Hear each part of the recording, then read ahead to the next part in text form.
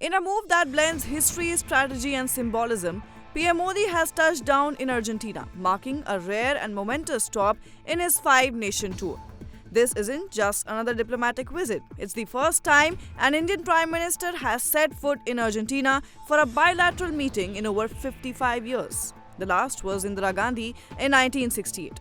So why now? Why Argentina? Well, as global power shifts and traditional alliances get tested, New Delhi is turning its gaze towards Latin America, and Argentina is right at the center of that strategy. The visit marks a significant diplomatic engagement between India and Latin America.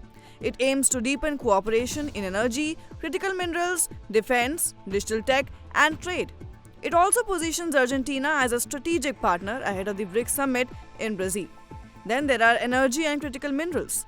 Argentina is rich in lithium, copper, and shale gas. India needs lithium for electric vehicles and clean energy storage. Moreover, Argentina is part of the lithium triangle with Bolivia and Chile, which is crucial for India's energy goals. Further, Argentina holds the second largest shale gas reserves globally.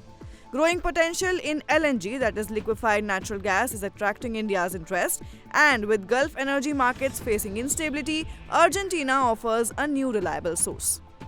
Moreover, both countries are looking towards expanding trade ties.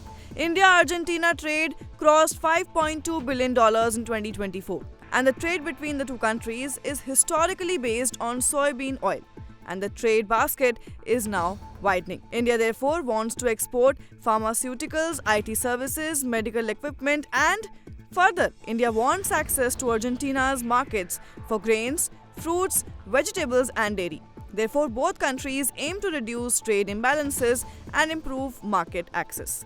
Meanwhile, Argentina has also shown interest in Indian systems like the Tejas fighter jet, and it also wants to replicate India's digital public infrastructure.